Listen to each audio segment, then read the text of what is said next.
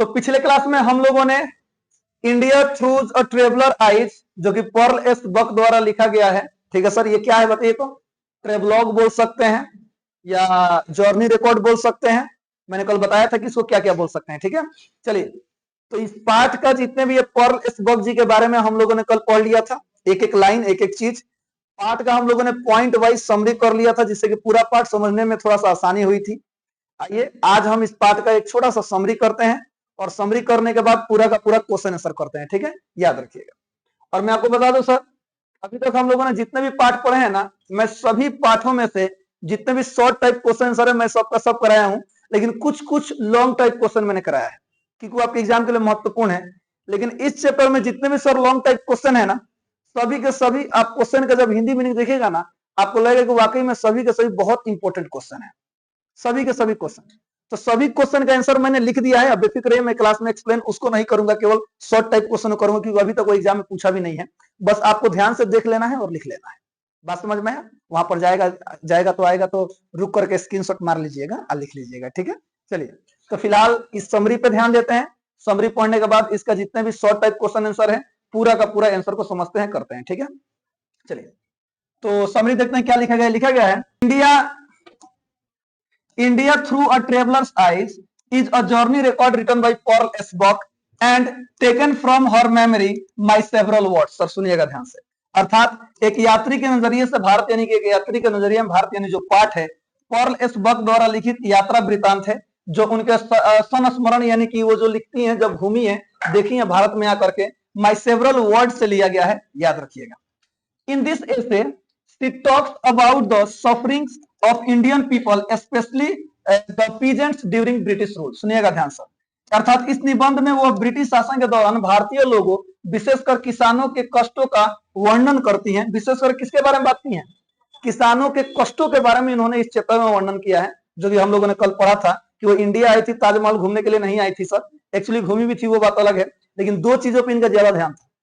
एगो जो भी सर यंग इंटेलेक्चुअल्स थे उनसे मिलना, और जो इंडियन पीजेंट्स थे यानी जो किसान थे उनसे मिलना।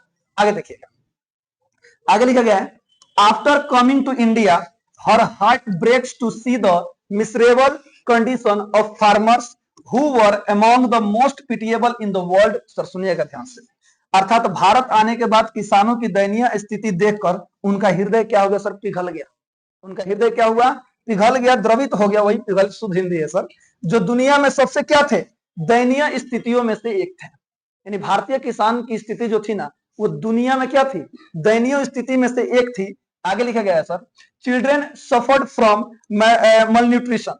इसका मतलब मैंने कल बताया था, कुपोषण। ध्यान दीजिएगा sir, the English man were responsible for the most of these troubles and the zamindari system had also second India badly. सुनिएगा सर ध्यान से, बच्चे कुपोषण से पीड़ित थे। इन अधिकांश समस्याओं के लिए अंग्रेज जिम्मेदार थे और जमींदारी प्रथा ने भी भारत को क्या कर दिया था सर? बुरी तरह से तबाह कर दिया था, खत्म कर दिया था, याद रखिएगा।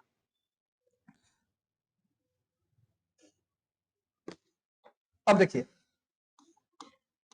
आगे लिखा गया है, सबसे लास्ट पैराग्राफ है, हर होस्ट जो उनके साथ में थे, her host is an educated young man who speaks good English.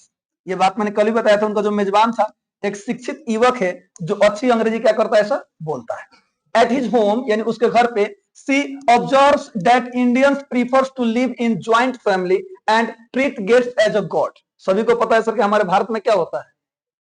Guest को क्या माना जाता है? भगवान माना जाता है। वहीं पे कह रही है, उसके घर पर जब वो गई तो वो देखती हैं कि भारतीय संयुक्त परिवारों में रहना पसंद करते हैं और मेहमानों को क्या मानते हैं? भगवान मानते हैं। वाह भाई वाह। Indians are religious by nature and remain connected by the strength of love. सुनिएगा ध्यान से, भारतीय स्वभाव से धार्मिक होते हैं और प्रेम की डोर से जुड़े होते हैं। सर वाकई में पूरी दुनिया में भारत एकमात्र देश है ना सर, जहां पे लोग संयुक्त परिवार में रहना पसंद करते हैं और सभी लोग एक दूसरे से मित्रत्व भाव में रहते हैं और प्रेम पूर्वक रहते हैं। आगे देखिएगा, finally Pearl S Buck presents an impressive picture of colonial India. Colonial का मतलब मैंने कल बताया था सर, औपनिवेशिक भारत। उपनिवेश यानी कि हमारा देश गुलाम था, किसका उपनिवेश था? ब्रिटिश सरकार का था। अर्थात अंत में पर्ल एस बक औपनिवेशिक भारत का एक प्रभावशाली चित्र क्या करती हैं? प्रस्तुत करते हैं। क्योंकि मैंने कल ही इसके बारे में स्पष्ट कर दिया था कि ये जो चैप्टर है कब लिखा गया है? 1950। याद आ रहा है सर? 1950 तो उस समय के भारत की बात हो रही है, इस चैप्टर में याद रखिए। अब एक एक क्वेश्चन जब पढ़िएगा ना तो पार्ट भी धीरे धीरे क्लियर होते चलेगा, बस आपको ध्यान देना है क्वेश्चन के और उसके आंसर पे, ठीक है सर। पहला क्वेश्चन है, what does the word colour remind the writer of? सुनिएगा ध्यान से, यानी कि जो उसमें कलर शब्द का उन्होंने प्रयोग किया है, रंग शब्द लेखिका को किसकी याद दिलाता है? किसकी याद दिलाता है? तो आंसर को समझिएगा sir.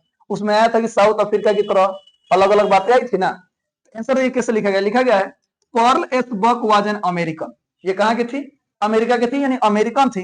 The word colour reminds her of the policy of apartheid in south Africa and also of Indian society. सुनिएगा ध्यान से, पर्ल एस बक एक अमेरिकन थी, रंग शब्द उन्हें दक्षिणी अफ्रीका की रंग भेद नीति और भारतीय समाज की याद दिलाता है। आगे देखिएगा, इन इंडिया यानी कि भारत में some people have dark skin while some have fair skin. सभी को पता है सर, हमारे भारत में कुछ लोग गोरे होते हैं तो कुछ लोग सांवले होते हैं, याद रखिएगा, ठीक है सर। हमारे देश में लोग काले नहीं है, याद रखिएगा, हमारे देश में लोग सांवले हैं। काले कहाँ के लोग हैं सर? आप चले sir West Indies, West Indies के लोग को देखिएगा तो कहेगा अरे बाप रे बाप, ये भी भगवान के बनाए गए भाई अवतार हैं क्या? सही बता रहे हैं। शॉर्ट, हाँ सर, इससे भी ज्यादा शॉर्ट को, इससे भी ज्यादा, जी हाँ, खाली दांतवा आंखवा लौकेला। लोग मजाक लग रहा है ना सर? वेस्ट इंडीज के तुलना जाकर के गूगल पर सर्च करना और देखना। अब सुनिएगा ध्यान से, हमारे भारत के लोग सर पता है क्या है? क्या है? सांवले हैं। काले कभी नहीं बोलना चाहिए, याद रखिएगा सर। काले उधर के लोग हैं, वाकई में आप उधर के लोग देखिएगा ना तब आपको लगेगा वाकई में ये काले रंग के लोग हैं। हमारे देश के लोग सांवले हैं, और सांवला होना ना सर स्वास्थ्य के लिए बड़ा बढ़िया संकेत होता है, कि कभी भी सर सांवले लोग को जल्दी एक बहुत ही खतरनाक बीमारी जिसका नाम है कैंसर कभी नहीं पकड़ता है, जो सांवले होते हैं। अब गोर आदमी देखिए लोग सर और लेके पैदा हो लोग सही बता रहे सर, जो भी है आगे देखिएगा। लिखा गया है, हाँ तो वही है सर, भारत में कुछ लोगों की त्वचा क्या होती है? सांवली होती है, जबकि कुछ क्या होती है सर? गोरी होती है। आगे देखिएगा, the word also reminds her of the great variety of huge in Indian life which is as rich and diverse as the American sense। सुनिएगा ध्यान से, यह शब्द उन्हें भारतीय जीवन में रंगों की विविधता की भी याद दिलाता है, जो अमेरिकी परिदृश्य की तरह क्या है सर? समृद्ध और विविध है। अमेरिका में भी सर देखे ना रंगों कितने दो parts. I have a dream याद आ रहा है? उसमें अलबामा वाला क्षेत्र था, अमेरिका पूरे काले समुदाय के लोग रहते हैं और एक समुदाय क्या है सर? पूरे गोरे समुदाय के लोग रहते हैं, तो भेदभाव वहां भी देखा जाता है। तो रंग शब्द का यही मीनिंग है उनके हिसाब से। चलिए अगला क्वेश्चन है, what were the benefits of the English rule? आखिरकार जो अंग्रेजी शासन था उसको हमारे लिए क्या लाभ हुआ, यानी अंग्रेजी शासन में हमको क्या फायदा हुआ? क्वेश्चन यही है, ये क्वेश्चन इंपोर्टेंट है, ध्यान दीजिएगा सर, आपके एग्जाम में पूछ चुका है। देखिएगा, during the English rule India was United into one country. दिया देखिए, अच्छा सर जब सरकार थी किसकी? ब्रिटिश सरकार, तो भारत एक कंट्री एक नेशन था। भारत भी था, पाकिस्तान भी था, बांग्लादेश भी था, सभी लोग एक साथ थे कि नहीं थे? तो ध्यान दीजिएगा, लिखा गया है अंग्रेजी शासन के दौरान भारत एक राष्ट्र के रूप में एकीकृत था। The British introduced the English language throughout India and connected the whole nation wide with a wide network of railways. Railways का शुरुआत किन्होंने किया था? भारत में अंग्रेजों ने ही किया है, याद रखिएगा। तो यही यहाँ पे लिखा गया है सर, अंग्रेजों ने पूरे भारत में अंग्रेजी भाषा का प्रचार प्रसार किया और पूरे देश को रेलवे व्यापक नेटवर्क से जोड़ा, यानी रेलवे के व्यापक नेटवर्क से जोड़ा, यानी कि पूरे देश में रेलवे बना दिया गया उन्हीं के सरकार में, जिससे यातायात क्या हो गया सर? आसान हो गया, व्यापार भी क्या हो गया? आसान हो गया। आगे देखिएगा, किधर गया? हाँ, these developments later helped Indians to organize themselves and move forward in building the nation after achieving freedom। Sir सुनिएगा ध्यान से, इन विकासों ने बाद में भारतीयों को संगठित होने और स्वतंत्रता प्राप्ति के बाद राष्ट्र निर्माण को आगे बढ़ाने में क्या की सर? मदद की। हाँ, अंग्रेजों ने ये हमारे लिए किया है सर, उन्होंने रेलवे दिया है। तो वही क्वेश्चन पूछा गया था कि अंग्रेजी शासन के क्या लाभ थे। तो आंसर बस इतना में, क्योंकि शॉर्ट टाइप क्वेश्चन आएगा, आपको यही दिखाना है, पाठ में यही मेंशन किया गया है। चलिए अगला क्वेश्चन है, why were the intellectuals in India restless and embittered? सुनिएगा ध्यान से, एम्बिटर्ड। भारत के बुद्धिजीवी बेचैन और कटु क्यों थे, यानी बेचैन थे और कड़वे दिमाग के थे। बिटर का मतलब क्या होता है, बिटरनेस, कड़वाहट, यानी कड़वे थे। क्यों थे, ध्यान दीजिएगा। The English government made several promises but did not fulfil them. सुनिएगा ध्यान से, अंग्रेजी सरकार ने ना फर्स्ट वर्ल्ड वॉर के पहले बड़ा वादा किया था, आजादी देंगे फलान ठिका लिमका ढिमका, लेकिन उन्होंने पूरा नहीं किया था। वही लिखा गया है, अंग्रेजी हुकूमत ने कई वादे किए लेकिन उन्हें पूरा नहीं किया। ध्यान दीजिएगा। Indians were assured that after the First World War, India would be given freedom, but this promise was not realized. सुनिएगा ध्यान से, भारतीयों को भरोसा दिलाया गया था कि प्रथम विश्व युद्ध के बाद भारत को आजादी दे दी जाएगी, लेकिन यह वादा पूरा नहीं हुआ, क्योंकि प्रथम विश्व युद्ध में अंग्रेजों की तरफ से कौन लड़े थे, हमारे भारतीय लड़े थे। ध्यान से देखिएगा सर, आगे लिखा गया बिकॉज ऑफ दिस, इसी कारण से broken trust the intellectuals in India became restless and embittered. सुनिएगा ध्यान से सर, यानी इस टूटे भरोसे के कारण भारत के बुद्धिजीवी बेचैन और क्या हो गए, कटु हो गए, क्योंकि अंग्रेजों ने वादा किया, वादा पूरा नहीं किया। क्या गारंटी है कि फिर आगे भी वो लोग अपना वादा निभाएंगे सर, इसलिए वो लोग क्या हो गए सर, बेचैन हो गए और बोले कि हमको आजादी चाहिए, हम लोग आपका साथ नहीं देंगे। चलिए question number 4, what was the great lesson that India had teached the West. Sir सुनिएगा ध्यान से, ये क्वेश्चन भी आपके एग्जाम में पूछ चुका है, याद रखिएगा। भारत को पश्चिम को कौन सा बड़ा सबक सिखाना था, यानी पश्चिम देश को भारत से क्या सीखना चाहिए।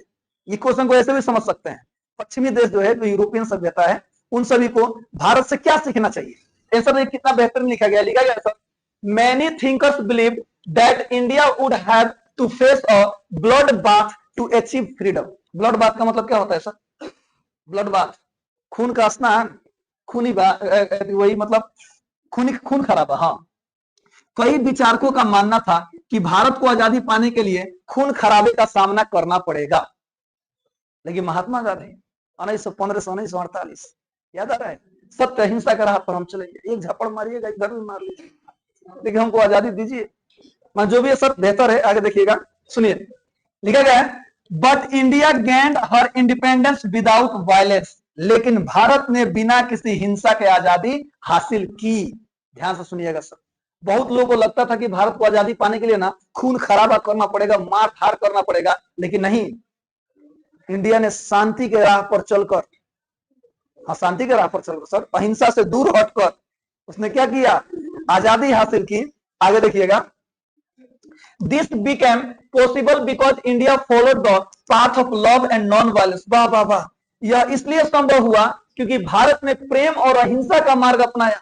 भारत ने किसका मार्ग अपनाया, प्रेम और अहिंसा का मार्ग अपनाया। Therefore, India teaches the West that war and killing bring only destruction, and a noble end can be achieved only when the means used to reach it are also noble. Noble का मतलब महान होता है, याद रखिएगा, सुनिएगा। इसलिए भारत पश्चिम को सिखाता है कि युद्ध और हत्याएं केवल विनाश ही लाती हैं। सही बात है सर, आप लोग पढ़े होंगे sir, agent orange, America Hind चीन में पढ़े हैं लोग, कितना मारधार हुआ था, रूस, अमेरिका, बेचारा वियतनाम, माइली गांव की घटना, याद आ रहा है। तो वही यहाँ पे कह रहा है कि सुनेगा, मैंने वही नहीं कह रहा है, मैंने एग्जांपल दिया कि भारत पश्चिम को सिखाता है कि युद्ध और हत्याएं केवल विनाश ही लाती है, और एक महान लक्ष्य तभी प्राप्त किया जा सकता है जब उसे प्राप्त करने के साधन भी क्या हो, महान हो। और वो रास्ता कौन सा है, तो प्रेम का रास्ता है। रास्ता कौन सा है, तो नॉन वायलेंस का रास्ता है, अहिंसा का रास्ता है। रास्ता कौन सा है, तो ट्रूथ का रास्ता है, सत्य का रास्ता है। मारधार से कुछ नहीं होने वाला है, आज तू मरवा कल हम मरे, कहिए लेंगे, चलो तो ही बताओ। अंत में सर झगड़ा फरियाता है किस चीज से, अहिंसा के मार्ग से ही झगड़ा फरियाता है, याद रखिएगा। चलिए 5 नंबर क्वेश्चन है, where was the real indictment against colonisation. सुनिएगा ध्यान से, कोलोनिसिएशन टू बी फाउंड, अर्थात कहने का मतलब है उपनिवेशवाद के विरुद्ध वास्तविक अभियोग कहां पाया जा सकता है, यानी उपनिवेशवाद के विरुद्ध ये चीज कहां पे देखा जा सकता है। तो आंसर को समझिए, क्या लिखा गया है, लिखा गया है the real indictment against colonisation was to be found in the villages of India. बताइए उपनिवेशवाद का सबसे बड़ा चित्र उन्होंने कहां पर देखा, सबसे ज्यादा परेशान पीड़ित कौन थे, गांव के लोग थे, ग्रामीण थे। ध्यान दीजिएगा, लिखा गया है उपनिवेशवाद के खिलाफ असली अभियोग भारत के गांव में ही देखने को मिलता था, the villagers lived a miserable life. सब सुनिएगा ध्यान से, गांव के लोगों जो थे वो दयनीय जीवन जीते थे। उनकी स्थिति क्या थी? दयनीय थी, पिटिएबल भी लिख सकते हैं। द चिल्ड्रन सफर्ड फ्रॉम मल न्यूट्रिशन। सुनिएगा ध्यान से, जो बच्चे थे, जो बालक थे, कुपोषण से पीड़ित थे। कुपोषण समझ में आ रहा है ना? पेटवा निकल जाना, पूरा हड्डी बाती सब दिखाई देना, एकदम रहेठा की तरह एकदम पतला होना। सुनिएगा ध्यान से। And the average life span was only 27 years. आप ऐसे भी लिख सकते हैं 27। ठीक है सर, ऐसे लिखेंगे तो ध्यान दे उस पर फोकस जाएगा।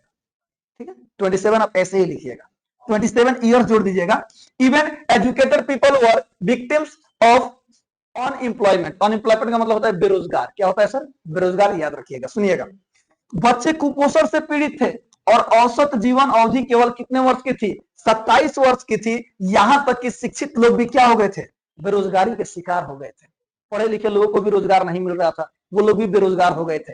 आगे देखिएगा, यहां पर ये नीचे लिखा गया है, यानी कि नीचे आप भी लिखेंगे पॉइंट करके, ऑल दीज कंडीशंस, यानी ये सभी के सभी conditions expose the harsh reality of colonial rule. अर्थात इन सभी परिस्थितियों ने औपनिवेशिक शासन की कठोर वास्तविकता को उजागर किया, जो हमें कहां पर देखने को मिला? गांवों में देखने को मिला, विलेज में देखने को मिला, याद रखिएगा। चलिए question number 6, Why was the writer moved at the sight of the children of the Indian villages? सुनिएगा ध्यान से, भारतीय गांवों के बच्चों को देखकर लेखिका क्यों द्रवित हो गई, यानी पिघल गई? भारतीय गांव के बच्चों को देखकर क्यों पिघल गई? ध्यान से सुनिएगा, आंसर लिखा गया है, the writer had travelled to many countries and had seen children all over the world. अर्थात कहने का मतलब है, लेखिका ने कई देशों में यात्रा की थी और दुनिया भर के बच्चों को देखा था। लेकिन जब वो भारत आती है तो ध्यान दीजिएगा, ये लाइन लिखना बहुत जरूरी है।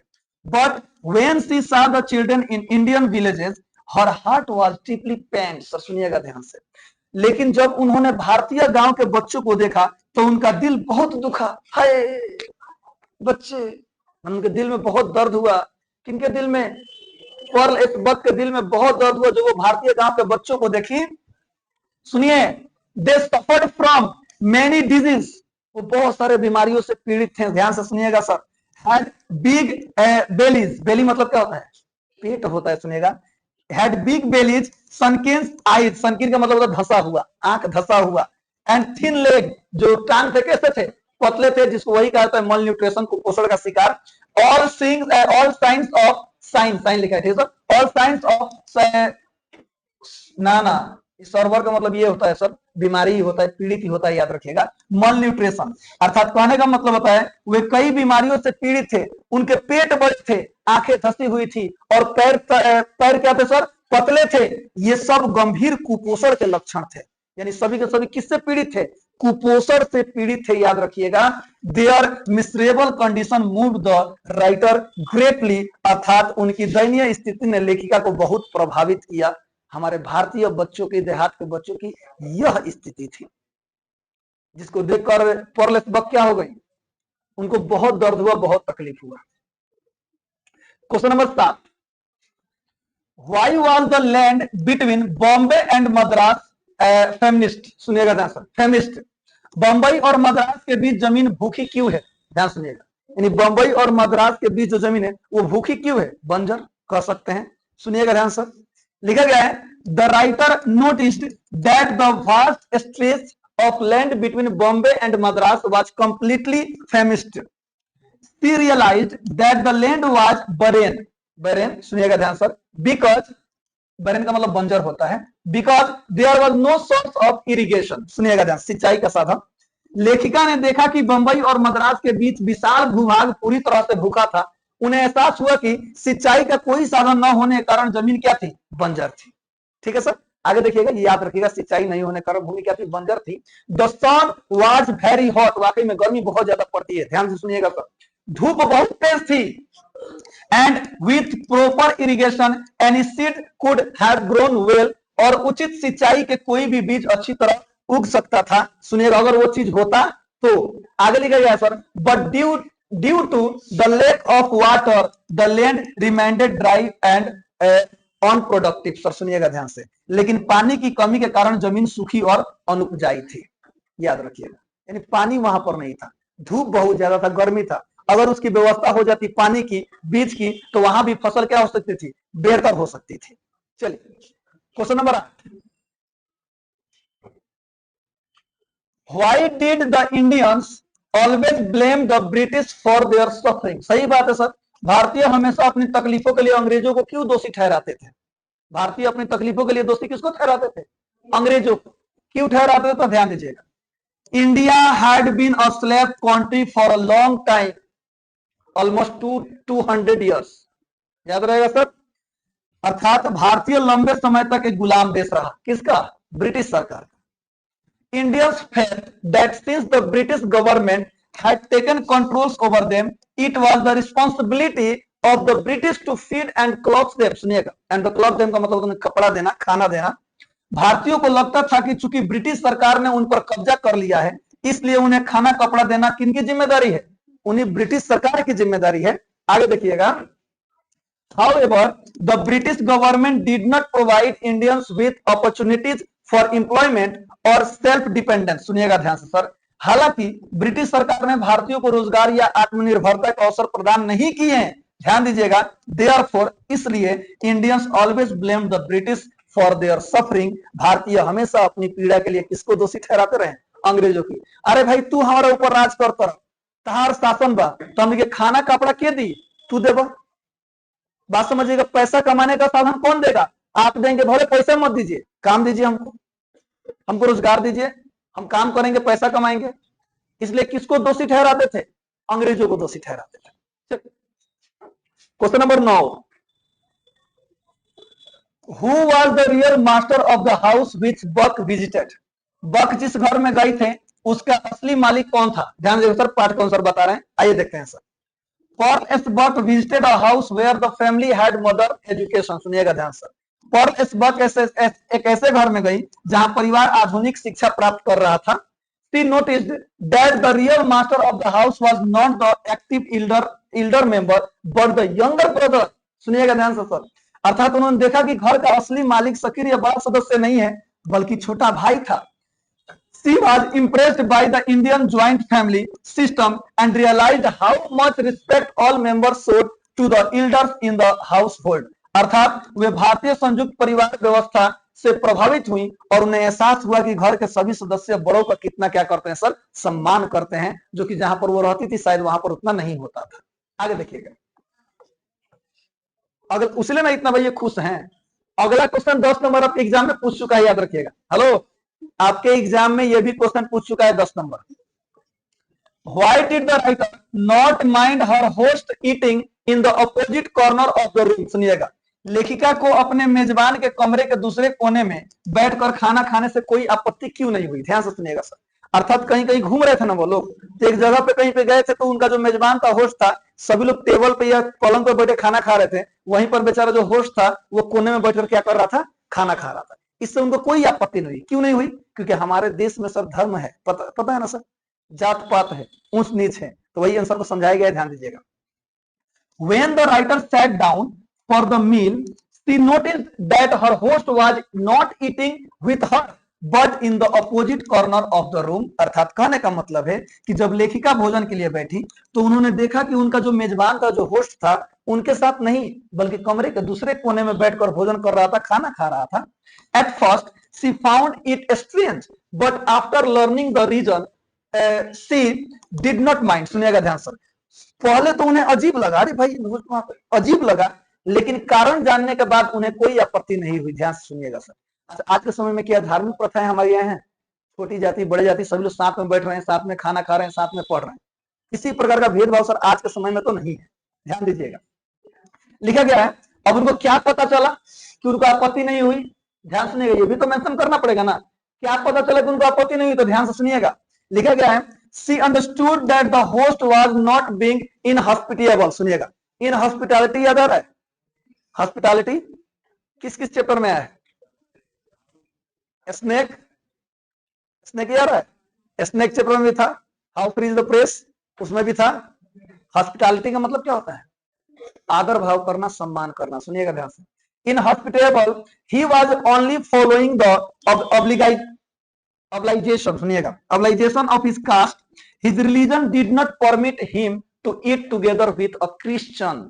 अर्थात कहने का मतलब है कि उन्हें बाद में समझ आ गया कि मेजबान अशिष्ट नहीं था, वह तो बस अपनी अशिष्ट का मतलब उतना सेवा आदर करने के लायक नहीं था। क्यों नहीं था? कि बस तो वह जब अपनी जाति का कर्तव्य निभा रहा था, यानी वो जिस जाति का था, वो जाति के लोग जिस तरह से वहां पे भोजन करते हैं वो बस वैसे ही कर रहा था। उनका धर्म उन्हें एक ईसाई के साथ भोजन करने का इजाजत नहीं दे रहा था, यानी वो अपने धार्मिक प्रथा पे चल रहा था, वो अपने धर्म को मान रहा था। इसलिए जब वो कोने में बैठकर खाना खा रहा था तो लेखिका को इस बात से कोई आपत्ति नहीं हुई। चलिए क्वेश्चन नंबर 11 जो कि सेकंड लास्ट है, इसके पास एक क्वेश्चन और है। What does she mean by saying religion is ever present in Indian life? बहुत इंपॉर्टेंट क्वेश्चन है सर, ये भी आपके एग्जाम में पूछ चुका है। धर्म भारतीय जीवन में सदैव विद्यमान है कहने का पर्ल इस बुक का क्या तात्पर्य है? धर्म हमारे भारतीय जीवन में वाकई में सर हर कोना कोना हर जगह पर विद्यमान है कि नहीं है? सर आखिर वो क्यों कह रही है तो सुनिएगा ध्यान से। Pearl S Buck had deeply studied Indian life and culture, अर्थात पर्ल एस्बर्ग ने भारतीय जीवन और संस्कृति का गहन अध्ययन किया था।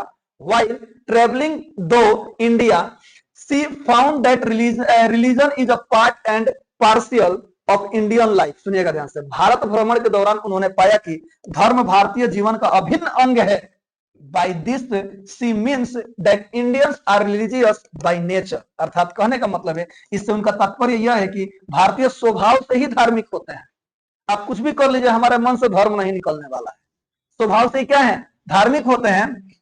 They follow religious principles in both good and bad situations। सही बात है सर, वे अच्छी और बुरी दोनों ही परिस्थितियों में किस सिद्धांत का पालन करते हैं? धार्मिक सिद्धांत का पालन करते हैं। अच्छा हो रहा है, अरे भगवान की कृपा हो महाराज। कुछ बुरा हो रहा है, भगवान जो उनको रस्तों ठीक। सब चीज में किसको ब्लेम करते हैं? भगवान। भाई वाकई में ये बहुत ही बढ़िया चीज है, तो हमको लगता है कि हमारे ऊपर भी एक सर्वशक्तिमान व्यक्ति है जिसकी वजह से सब चीज घटित हो रहा है। इससे हमारे दिमाग पर प्रेशर क्या होता है? कम पड़ता है।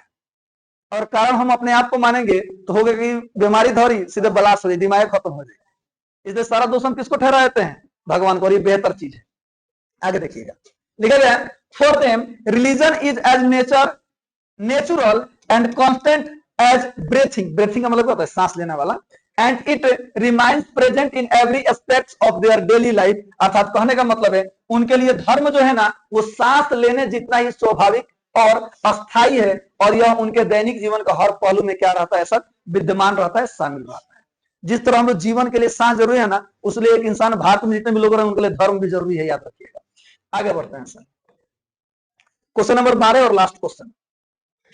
What are her views on the Christian missionaries? सुनिएगा ध्यान से सर, अर्थात ईसाई मिशनरियों के बारे में उनके क्या विचार थे, और मिशनरी क्या होते हैं मैंने आपको बता दिया है पिछले ही क्लास में। ठीक है, ध्यान दीजिएगा।